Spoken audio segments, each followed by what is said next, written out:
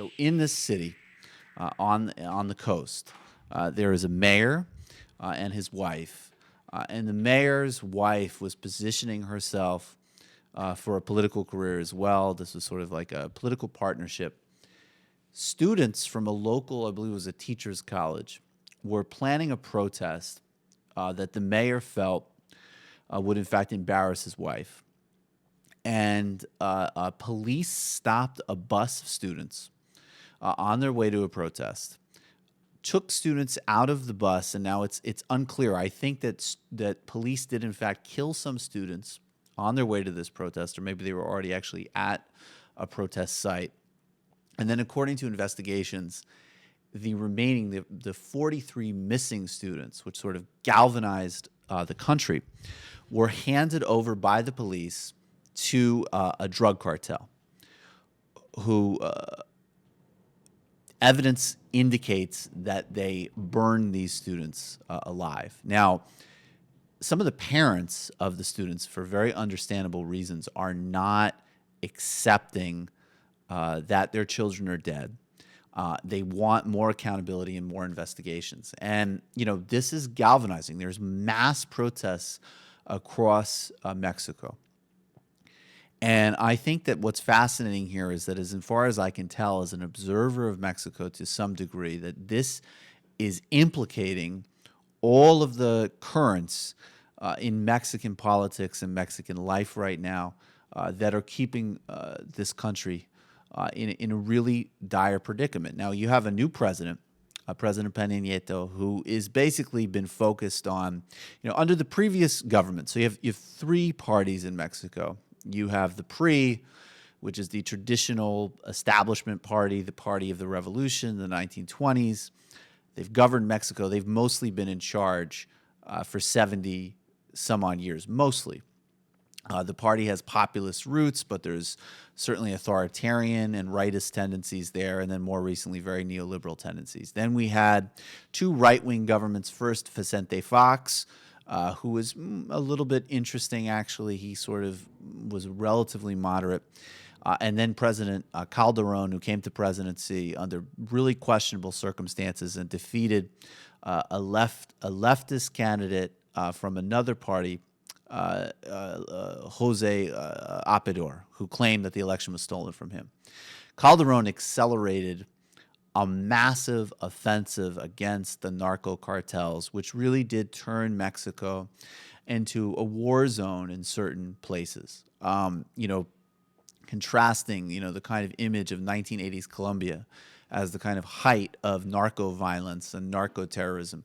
Mexico is probably more extreme in certain provinces and certain states than Colombia. As an example, certainly in terms of implicating civilians in that violence.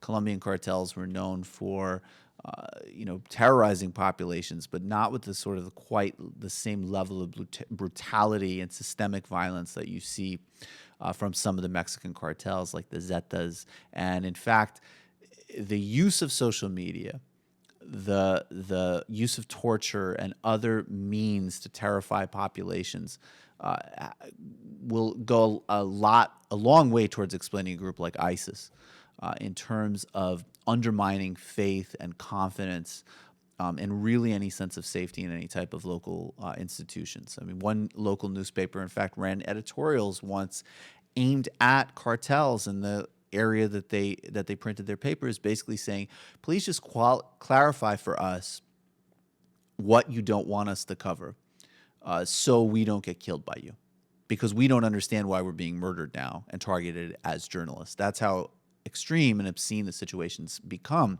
Now, in conjunction with the war against the cartels, there's always been this notion that all of the political parties have linkage with different cartels and are compromised and corrupted by the cartels themselves. And so that's another aspect of it. So Peña came to office a couple years ago. He's a member of the PRI. They've returned to power. He was kind of like a young, telegenic type of candidate who was attempting to rebrand the party.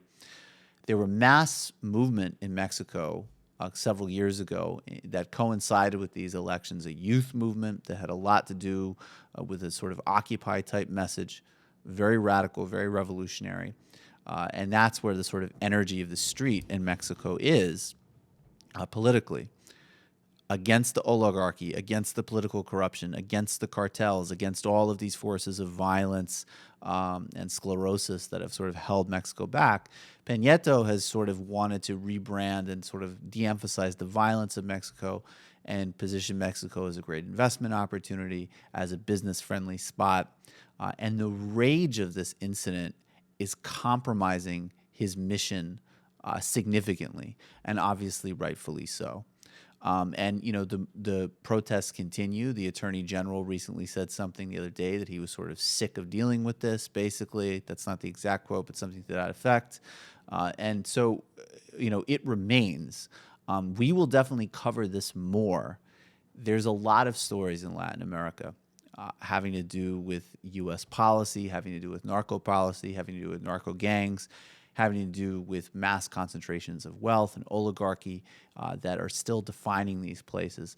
And Mexico is a great place to start. And obviously, again, those are the fundamental issues around the border, around, you know, and even NAFTA is actually implicated in the growth of these cartels in some respects as well.